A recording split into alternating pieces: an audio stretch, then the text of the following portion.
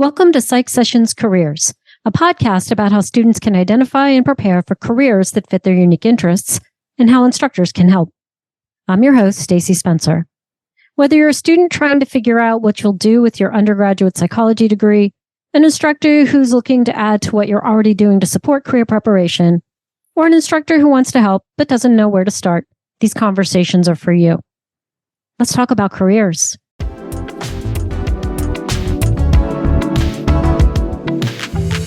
Hello, Jaye Van Kirk. How are you today? Good morning. Glad to be here. Thank you. I really appreciate you taking some time to talk with me today.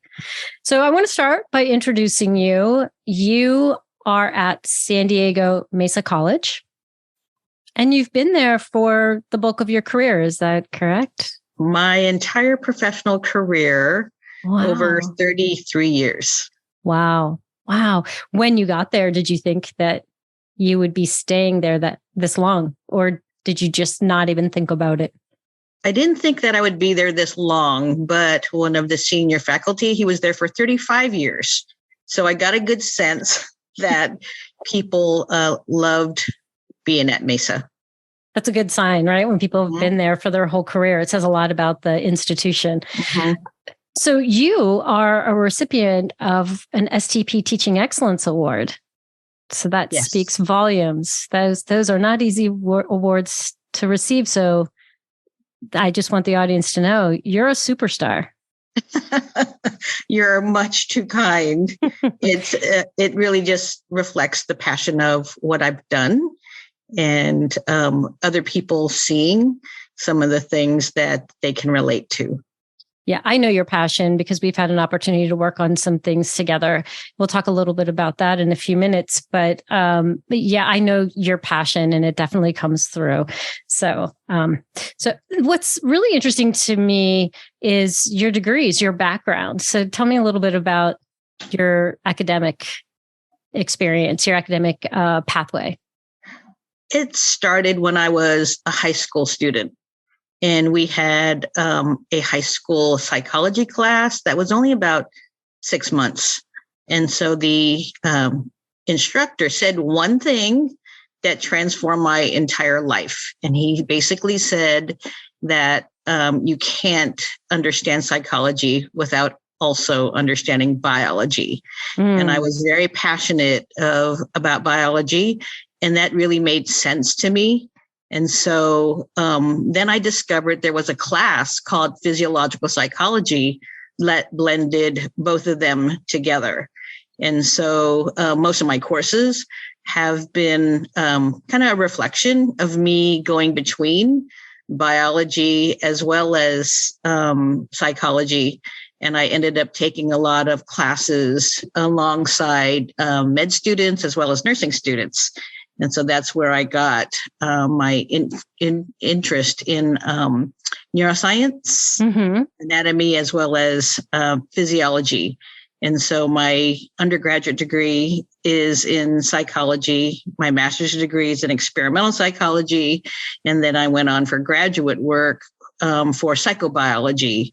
And that was my career path and major focus for decades until about 8 years ago, because my background also is in comparative psychology. Mm-hmm. So at the program that I was at Ohio State University, we had a comparative psychology lab. They did behavioral studies on chimpanzees and dogs, cats, rats, and I took primatology courses. And so that has also been an area of interest. And then just very recently, Miami University and the San Diego Zoo formed an alliance for a degree in zoology. And so I thought that was absolutely fascinating. And so I convinced my husband, who he's an optometrist, but his background is in zoology. So we both got a master's degree in zoology, and my emphasis was in conservation science and looking at how different cultures appreciate conservation aspects. And so we did an Earth expedition to Australia and did some coursework on the Great Barrier Reef. What? This is phenomenal. I weave that into my classes so that the students know that there are other avenues besides clinical and counseling. And I'm very delighted to say that several students have moved into the conservation psychology realm. And so that's what I try to do, is to expand what the students know about what you can do with psychology. What a great example too, though. And also in your example, you're demonstrating for them that, learning doesn't end when you graduate from college. And that you still have so many opportunities to explore your interests. And it's fascinating at different points of our lives where opportunities present themselves. And I think from the undergraduate, student perspective, when, you're, especially for more traditional age students who are, the 18 to young 20s, they really think that, well, when I'm done with school, I go off and I live my life. And so the students who are excited about other topics, it's not the end. If you can't squeeze it in to your associate's degree, your bachelor's degree, whatever that is just, I love that. And that you did it with your husband. Lifelong learning. And I experienced what learning is like in the 21st century, which is a shift from the traditional in-person to it was hybrid, half remote and half in person. And so that has influenced my appreciation for what instruction is now like compared to how I entered. I can imagine that having an impact on your teaching.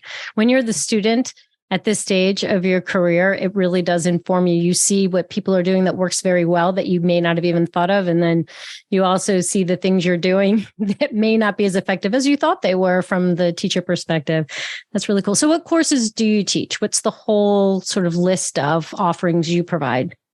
The primary areas that I've focused on in my instruction are physiological psychology, research methods, which is very rare for community colleges to offer because some universities don't recognize it as an undergraduate lower division course.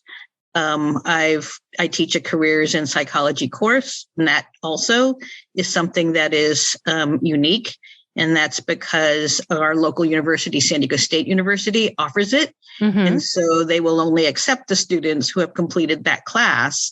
And so having a university value what students are learning and the need for that has helped us to expand that class and what it can offer. I've also taught human sexuality. And very recently, I have resumed teaching Introduction to Psychology. So it's been 25 years later, but now the two courses that I was assigned were for high school students that are taking college level psychology classes. And so that's really exciting because it's a totally different group of students that are primed and eager and interested. And I feel very excited and honored to be the first person to introduce them to our discipline. I love that. Also thinking back to that being the course that really got you excited in high school. So your own high school experience and also, like you said, being the first one, their first exposure to the formal instruction or experience of learning about psychology in a classroom.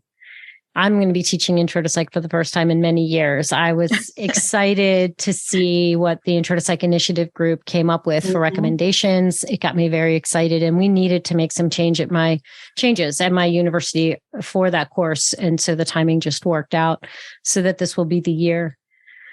I want to come back to talking about your campus, the students who are there. Before I do, though, I want to talk about your service to, the community of teachers. So in terms of that service, you are part of the Western Psych Association Council of Representatives. You're a representative on the council.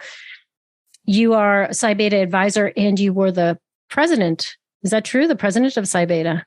Yes. So I've served as the one of the main advisors for a number of years. Actually, a student wanted to initiate the chapter. And so he started it, and it transformed my life as well as transform other students' lives too. And then with that, I grew into leadership for serving as Western Regional Vice President and then the National President of Psi Beta. That's incredible.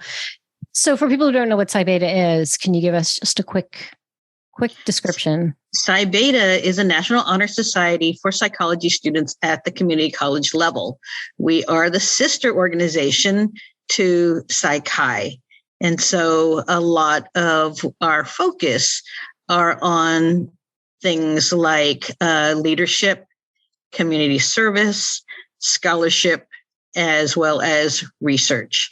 And those are the kinds of things that we try to bring to our students beyond what they're learning in the classroom. And so I love being in the classroom and introducing students to the concepts of what our discipline offers. But I'm also really passionate and known for encouraging my students to understand that learning goes beyond the classroom, that extracurricular activities like clubs like Psi Beta and Psi Chi can enrich you, can introduce you to a lot more things than you might have been aware of. Yeah, I think it's so great when students have that opportunity and they have someone like you who are so passionate about seeing the connection, because, the classes kind of come and go. But I think things like Psi Beta, Psi Chi kind of are the thread that can kind of connect all those things for students. So let's, one last thing, how we met. So we first met, I believe, working with the group that created the Skillful Psychology Student. I call it a handout. Some people call it a poster that lists the 5 skill domains and the 17 skills that employers value. And we had some wonderful conversations through those meetings. And you were a major contributor. You approached that task of identifying those skills in one way. And we had Karen Knopfel approach it from another direction. And then I came through with another direction. And then our entire team looked through all of those results to make sense of what's out there. And the consistency was pretty strong. We didn't have to really do too much getting down to those 17 skills because there was so much overlap in that. For me personally, working on that project not only was beneficial in terms of networking and meeting people like you, but really conceptualizing the skills that we're offering. And these aren't that different from what we might see in our general education requirements, the kinds of skills we expect students to develop through a core curriculum. But this is bigger than that. So that is how we met. That was a lot of fun. And because of that, we've presented at several APA conventions together. One of my favorite presentations with you actually happened during COVID. It was very sad and disappointing we didn't get to do it in person, but it was a presentation about portfolios and the artifacts that go into them and thinking differently about assignments that we give students. So I'm thrilled to have you here to talk about portfolios. To me, you are the portfolio expert of all the people I talk to about career-related things and supporting students. You are the one that I know of. I'm sure there are plenty of people out there, but the one person I know that's really spent a lot of time thinking about how to use portfolios in an effective way. So tell me a little bit about what inspired you to start using portfolios and how that is incorporated in your coursework and how it may have evolved over time as you've included that in your courses. One of the things that I've recognized about the way that I teach is that I like using and incorporating high impact practices. And so I would prefer to have my students engaged and active and applying their knowledge.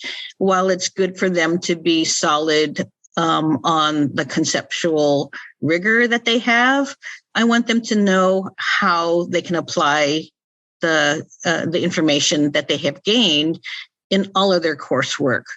And so our campus decided to bring in some digital technology to help students be more prepared for what the workforce is expecting as well as requiring. And so our campus is pretty unique in that it has really supported faculty that have interest in career development. And so learning about digital portfolios was a way for me to help students recognize there are things that they are doing, and I want them to have an awareness of the skills that they bring, the skills that they have, and importantly, the skills that they can articulate and showcase and highlight through digital portfolios. Portfolios are things that art students are very familiar with because it is a collection of their work over time that reflects what they do. It reflects their passion and interest. And now we have a chance to provide our students with a process that allows them to reflect, helps them to organize, helps them to see how they have grown. And so my earliest organization of that assignment was to have students create one. I had no idea what the depth and the breadth was.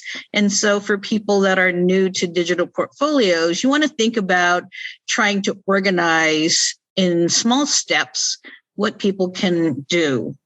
And so each portfolio program software has its own features, but in general, what it offers is a place for students to think about who they are. Mm-hmm. What their journey has been, what their path, what their goals are, and that they can share that.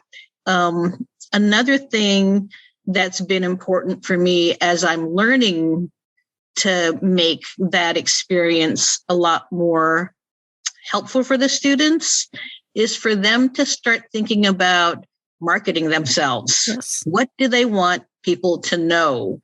And how do they showcase their uniqueness and their opportunity to have a storyline of tying all of these pieces of themselves together?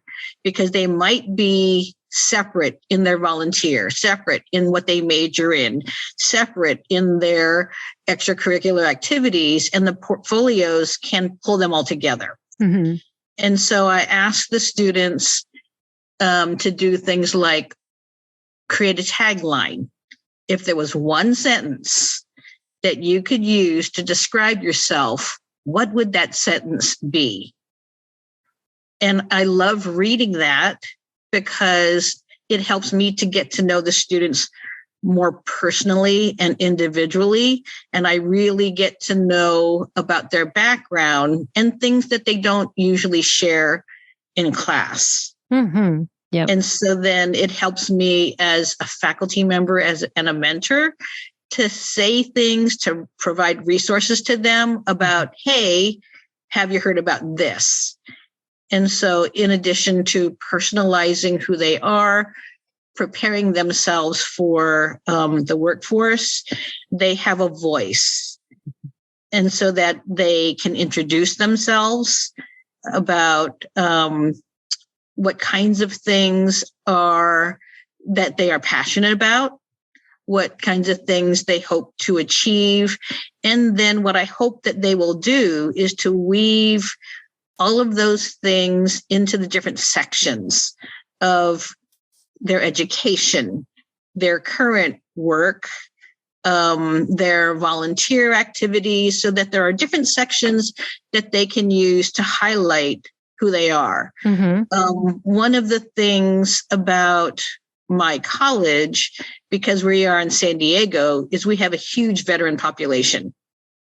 So a couple of things about the college that I'm at is we're a large college. We have about 23,000 students, and some of the students are first generation in their families to have a college education. We are also a Hispanic serving institution. We just obtained an APISI designation to serve Asian American Pacific Islanders. And so we have a diverse pool. We've got veterans, first generation, low income.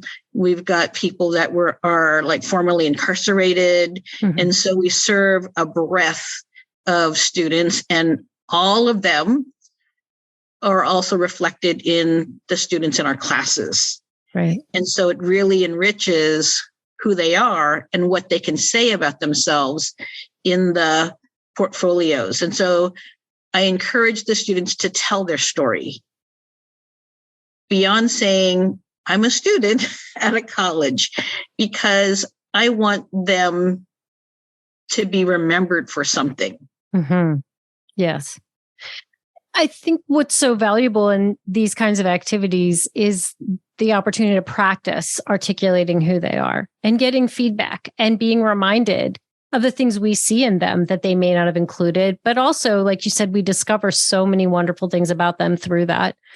Any place where they're encouraged and to really think about the beginning, middle, and future, where they've come from to this point, what they're in right now, and then what they want to do in the future. And that reflection, we know, does have a really positive impact on planning. And if you don't take the time to stop and think about these things, then it really becomes, well, I need to take these courses, and these are the best times. Therefore, these are the ones I'm going to be in. All those kinds of choices they have can sometimes fall into the cracks of, well, I just have to make it fit into life. When you do portfolios, they're thinking very differently about what they're planning to do next. Do you have that same experience? Yes. And so what it does is to allow the students to reflect on what they gained rather than I took the class and then it ends there, is that they now get to reflect on, I wrote, I conducted research, I collaborated. And so going back to the skillful psychology student, one of the big things that I have in the rubric for the digital portfolio is that the students incorporating the skills from the skillful psychology student, because those are the things that we know through your research, my research, Karen, and others. Those are the skills that the employers are looking for. And so when they are showing those skills specifically, this is an example of a writing assignment. This is an example of a collaboration. Then they start seeing, I'm strong in writing. One of the other strengths that I have is in collaboration. And I have, this example for ethics and integrity. And so now they're thinking differently about what their psych major provided. Right. And the examples they have to illustrate that or demonstrate that for an employer. So with portfolios, I know that a lot of learning management systems have a portfolio option, but that is more for our side, the assessment side. It's not an outward facing system. It stays in the learning management system. But the digital portfolio platform that you use, students have that to share with employers. Am I correct? Yes. And so that's also they're interviewing. Yeah. So this is also an important thing too, is that the platform that we have is that when the students create their digital portfolio, it is immediately available for others to see. So people have to know that whatever you put in there, others are acknowledging it, they're recognizing it, Some of the digital portfolios may often highlight, this is an exceptional example of something that you have done. One of the things that I learned in doing the digital portfolios is that we're really good in psychology about having our students write papers. And so that they've got plenty of examples of, reviews, research literature, and so forth. But the things that I incorporate into my classes are additional ways to make the portfolios pop.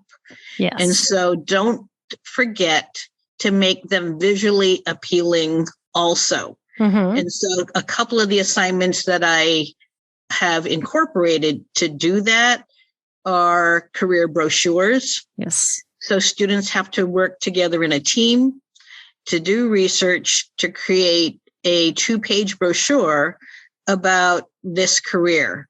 What kind of education you need, what are the salaries, what is the circumstance that you're going to be finding yourself in, and to have it with visual and graphic appeal.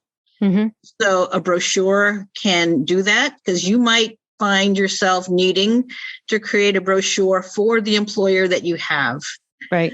Another assignment that I have that provides that opportunity are infographics. Yes. And so for my physiological psychology class, students have to work in teams to summarize major scientifically technical content at a level that can be easily communicated to the non-scientists. So now they're getting skills where they understand the technology, they understand the technical information, but now they've got to communicate it in a way that a non-scientist comprehends and understands.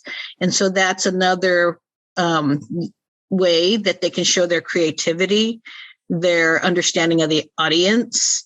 And so those can convey to an employer the dynamics of, you have APA writing skills, but you also have skills that can be helpful and useful for marketing, for making information comprehensive.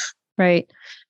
Absolutely. When I've talked to other instructors about these kinds of things, they'll say, but we still need to have these papers with, peer-reviewed sources. They need to develop that skill. That is true. I agree. But you can take that paper and turn it into another product. You can communicate, students can communicate that information in a second way. So it doesn't always have to be a choice. Now turn all that into something that could be understood by a different audience. Audience is key. I always have my students articulate the audience. Tell me, who is the audience? So other things that, so I've done the brochures, handouts, infographics. Some students will choose animation, and they can upload the link to the animation or the file, depending on what you're using for the platform. Animations are great. Some students really love that. And the students who choose that are often very good at communicating in that way. And even if they're not going to get a job where animation is important, they are demonstrating some of those other things. It's organization, communicating to a different kind of audience, but also thinking very visually about the information that's being communicated and how do I get that across, and being concise. I think about that with, oftentimes we think that the best way to help students develop their oral communication skills is public speaking, and it's standing up and giving a podium presentation with slides. They do plenty of that. Our students are going to leave with at least one, if not many, examples of slides they've made, or possibly I have my students record presentations, so they also have the presentation recorded. And when they do that, they don't present those in class. They're things that people will view outside of class, and they get feedback on it. But there are so many other ways that they could demonstrate that they have the ability to communicate. It could be a podcast they could record.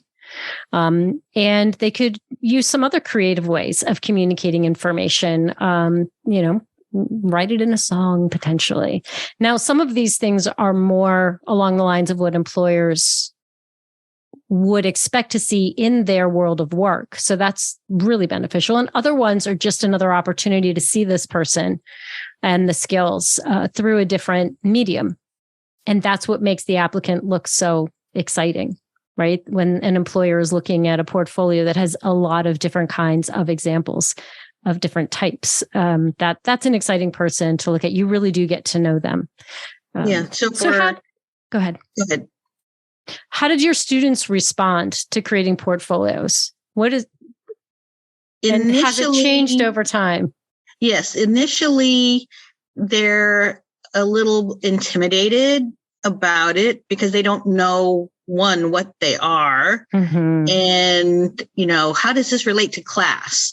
And so that's another thing that I want them to understand is that we're preparing them in different ways for whatever their future is going to be. And so if you're going to be starting doing digital portfolios, you want to have numerous opportunities to expose students to what they are. And so, I show them what other students have created. I show them the platform. I show them the parts that they're going to be responsible for. And then you break it up into pieces so that they can work on it steadily. So that, the first thing is for them to have a tagline and then to introduce themselves, then to think about what kinds of sections they would like to highlight. And then towards the end of the semester, start filling in all of those sections with some of the examples. So kind of going a bit more into the examples. In my physiological psychology class, I have students have an assignment where they can do a neuroscience cartoon. So then, they can show their understanding of that concept.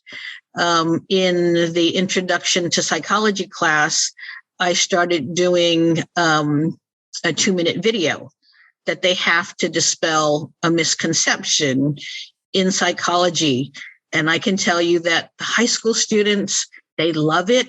They are so proficient at it.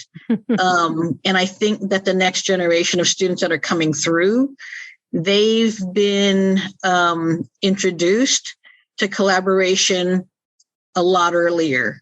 And so they don't balk and they don't resist teamwork. It's normal to them. Right. And so they're very proficient on the video, the editing, music, all those kinds of things. And it's absolutely fantastic, the kinds of things that the students are able to create. Yeah. Those are great examples. So then is the portfolio part of the careers course? Is that the house for the portfolio? And then through your content courses, you're providing opportunities for interesting, the word is artifact in the portfolio language, right? The example is an artifact. So through your other courses, you're providing opportunities for a variety of artifacts to go into the portfolio. Is that correct? Right. And so what I tried to do is I weave career readiness, career preparation throughout all of my classes, because many classes do not do that. And so I want them to be aware of what they are learning in the class and why it would be an opportunity for them to be seen in terms of their skills. The other thing about the digital portfolios is that it is not the program that, or the software that our campus uses is not limited to our campus. It's also used by other universities. And so that when they, transfer to the university, all their work is already framed for them to continue adding on to. And so this is something that is portable. This is something that reflects their growth. So for listeners who may not have a careers course or envision an opportunity within their department to provide a portfolio option, the minimum they can do is be thinking about ways that students can demonstrate skills beyond the traditional academic assignments. That in a nutshell, that's the basic. And beyond that, just letting students know that they should be thinking about these collections of pieces of work that they're accumulating, and to keep them, by the way, file them in a way that they can find them, create a folder if that's what needs to be done because they don't have a portfolio platform, but also give them an opportunity to think about how what they're doing in that class is contributing to the development of the skills in the skillful psychology student. So any instructor can do that. They don't need to be thinking, well, I'm not really in a position to build a portfolio assignment or build a portfolio process, because it's not a single assignment. Some of the students have made me aware that there are programs that an individual can use if they're interested in creating their own digital portfolio. Those are the students that, have initiative in, using something else. And so it doesn't really matter what the platform is. I think it's important for our psychology students to begin thinking before their senior year about how they're going to represent themselves so that they are ready for the workforce, since, 80% or so are going to be heading into the workforce after their baccalaureate degree. That's right. And the truth is that it's possible that an employer doesn't even ask to see anything in a portfolio, that, even if you sent a link for them to see what's in a portfolio, they may or may not look at it. But what I think is another value of the portfolio is preparing for an interview, to be also thinking about, well, now how can I write a cover letter for that position, flipping through that portfolio, or digitally, because I think very paper, old school, flipping through a binder. That's how I used to do it. But digitally scrolling through what you've done is a really great way of thinking, okay, well, this is who I am for this job.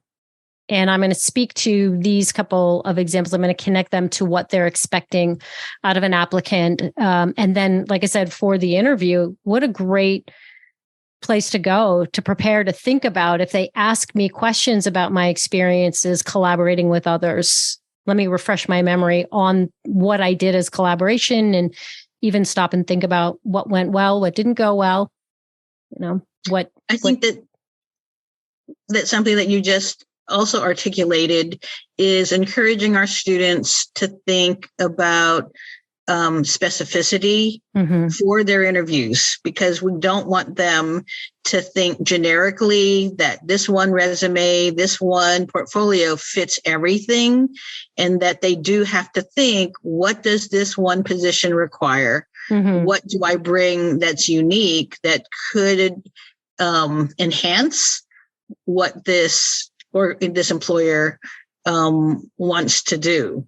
And so I think that, you stating that is yet another thing that faculty can provide and offer, is think about what they need, think about those unique skills that are required. Exactly. So instructors who are listening, I would encourage you to connect with career services and see if they know if there's a portfolio product that students would have access to that you may not have heard of. And students who might be listening could do the same, go to career services and see if there's a platform on campus that can be used. But otherwise, there are free platforms out there that you can use to create something. And the key is really to use that as an opportunity to articulate who you are and to showcase the great work that you've done throughout your curriculum that reflect the skills that we know employers value. And I always like to say, we talk a lot about what employers value. All those skills are what graduate programs value as well. So a graduate program may not be as interested in the infographic, but your ability to communicate concisely will be demonstrated through that, illustrated through that. And being able to communicate concisely is important when we do poster presentations for scientific conferences. So lots of things there. And by the way, that would be a great example of something someone puts in an artifact, a more traditional academic poster about a topic. All right. So that was awesome. I could keep talking to you about portfolios because I love the work that you've done. It's so good. And I can't say enough about the impact it has on students. They really change. You see so much confidence grow in them through this process of looking at what they've accomplished and figuring out who they are and using that as a way of informing them, well, these are the things I really liked. I want to do more of that. What are the opportunities out there where I get to do a lot of that, whatever those collections of skills are? So I want to play a game, if you're up for it. Yes. Your game, because everyone has a slightly different one. I'm going to read a job title. And by the way, all the jobs that I have for your game come from your area. These are all in the San Diego area. Now, I'm going to read the job title, and you're going to tell me if this is a position that someone with an associate's degree, usually for me, it's been a bachelor's degree because a lot of my people I've been interviewing or talking with are at four-year institutions, but these are specifically associate's degrees. That's the question. So are these, when I read the job title, is this something that someone with an associate's degree would be eligible for? And then if you're willing to go so far, take a guess at the kinds of knowledge and skills that they would want that the psych major comes with. How does that sound? Okay, let's go. All right. Sensory motor and cognitive coach for neurodivergent kids, teens, and adults. I would say that somebody with the AA level would be able to take on that position. There's a lot of behavioral technicians that are needed and that they are looking for people that have skills with neurodivergent children. Do you have any? Yes, this is an associate's level job. And do you have any guess as to what the hourly pay for this would be? Because I see it.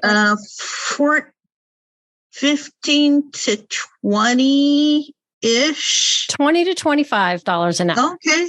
Yeah. So I agree with you. I think, and the psych major is great for this because we're talking about sensory, motor, and cognitive concepts. And we learn about those things through psychology. Coaching, the interpersonal piece, absolutely a skill students develop through the psychology major. Right? Let's move on to the next one. Okay. Here we have Administrative Coordinator 3, not 1, not 2, but 3. Administrative Coordinator 3. If you'd like to know a little bit about what they're going to do, I can give you that information if it helps. Okay, because that's a very vague job title. Making the point that a lot of job titles are vague. Nobody really knows what the job title is unless you look at a lot of job titles. Okay, this person assists with information maintenance and distribution by drafting presentations, detailed correspondence, and reports. They're going to need a baccalaureate degree. Nope. Really? That's right. Yeah. And this is $26 to $34 an hour. Yep. They need to pursue effective peer relationships within and across teams. They follow instructions to complete routine and non-routine work assignments. I'm really this is a very long job description, so I'm taking just bits and pieces. But assist with information dissemination by drafting presentations, handouts, reports, spreadsheets, graphics, status reports, all those kinds of things we were talking about as artifacts that someone might have in their portfolio. Yep. Is that at a university? I just closed it because I have so many here in front of me. No, it's not at a university, actually. I remember that now. It's not at a university. Okay. How about a CBT facilitator? And that is for cognitive behavioral therapy. So a CBT facilitator. Associates. Yes. $26 an hour. So I think the word facilitator really is the clue. Is that what you used as the clue? So we think about cognitive behavioral therapy, and we know that's a technique that psychologists use. But here's an opportunity for someone who's interested in that kind of work to be engaged in the facilitation of CBT with an associate's degree. All right. I have another one here. I was actually surprised to see that one. to be honest, to be that specific and that it was CBT. A crisis home counselor. Associates. Yes. I wonder if I have any bachelor's or doctoral level ones in here. Kind of makes you wonder at this point, doesn't it? Yes. These are great examples because the titles don't alert the person, the ad reader, the job ad reader. This is psychology, so that they have to go beyond what the title is and to read the skills. Yeah. And I find that there's some really interesting details in the job description that you would never guess from that job title. So it's worth. Now, I will tell you, I found 10 in about 20 minutes. I used Indeed, and I only had to go into the third display page to have 10 that were going to be, I think, interesting and appropriate. Also, there is a problem. I didn't search incognito. So my search history remembers the kinds of things that I'm interested in. So I'm not surprised that a lot more psychology type positions showed up. But these are great. They're not all things that we would think is traditional psychology. Here is sleep lab assistant in a sleep department. Sleep lab assistant. AA. I can tell you a little bit about what that position is. You already decided. AA. Yes. The preferred qualification is an associate's degree. Actually, this is a position someone with a high school diploma would be eligible for. It's $20 to $28 an hour. But they're providing care and support in the sleep lab, verifying identification, collecting documents and consents, reviewing the patient's history, and verifying the medical order. They may be required to explain the procedure and assist in orienting the patient for the sleep study. That's where you really get into the interpersonal skills there, because it's going to be very important in that situation to bring that knowledge of what people need when they're in a situation like that. They may prepare the equipment and assist with the application of electrodes and sensors. I can imagine a lot of psychology majors being interested in a job like that. Okay. All the ones that you're highlighting is exactly the kind of thing that I do for my careers class. So periodically I'll go and find some positions just to highlight. These are the jobs that you can get now. Yes. And even with students at the high school level, because if they want to be prepared and working within the field, this is an optimal way for them to begin doing that.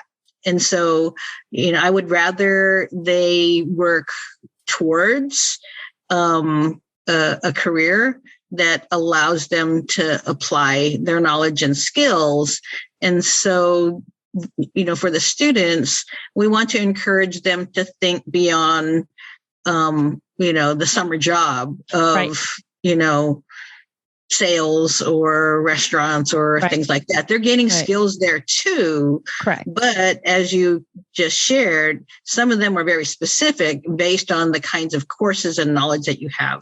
The other thing that's great about these kinds of positions is there will be other people working there who have more advanced titles, responsibilities. And so being in that setting, you can look ahead and see, I'd ultimately like that job. And what are the steps I need to take to get to that? But to your point, I do this in my careers courses as well. But I think we need to see instructors do this in their content courses. And it doesn't have to be the instructor finding the job descriptions. It's a simple activity to task students with. Go look and see at the associate's level or bachelor's level, the concepts we're talking about and the skills you're working on. What are some jobs out there? And related to that is, let's say it does require a bachelor's degree. And let's say it says bachelor's degree and 1 to 2 years experience. You use that information to contact that employer and say, I'm not ready for that job. Do you have anything that I am ready for? Because I'd like to get some experience. This is fascinating work and I'd like to contribute in some way. That might be through internship, a part-time job, or some other job title that just isn't posted at that particular moment. I think This is the fun. Every time I prepare for an interview, I have to stop myself from spending hours because I'm just so fascinated by the jobs that are posted. Because students are told you can't do anything with a bachelor's degree. And I'm sure they're told, especially with an associate's degree, what are you going to do with that? You must move, you must go on. But there are good jobs. I can't remember which job it was from the ones I collected for your area, but I know at least one of them said tuition benefits. And students need to think about that. Read the benefits. All of these, I think all of them had the 401k, the healthcare benefits. That's money.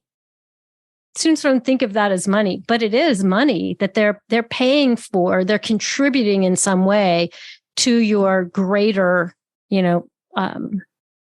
financial experience. It's not just about the salary per se. So let's see. I don't think we did this one. What was the last one we did? That was the sleep lab, right? Okay. Human Resources Recruiter 2. I always love the ones that have the number at the end. Not a 1, not a 3. This is the Human Resources Recruiter 2. Associates. Very good.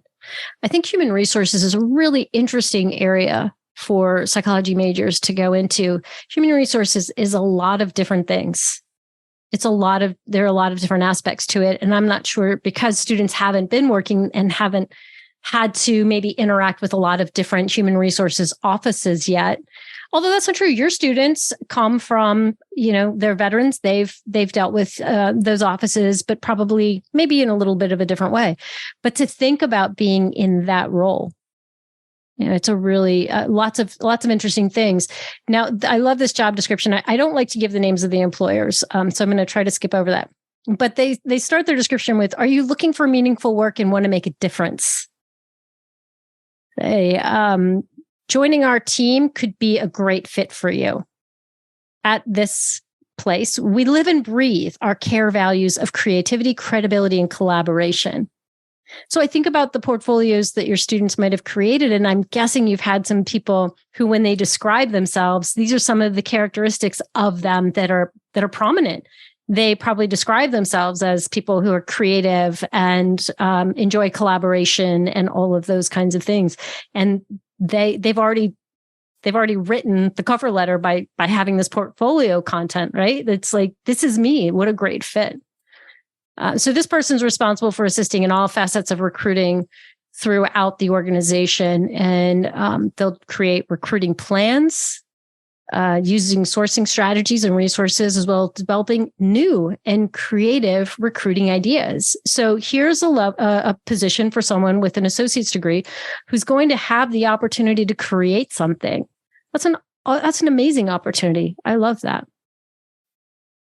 I think I have two more real quickly here. Wellness coach. Associates. Yeah, I think you probably figured me out by now. They're all associates. But I love this as well. My focus is on health psychology. So when I see wellness coach, I get really excited. And to think, again, that you can do this with an associate's degree.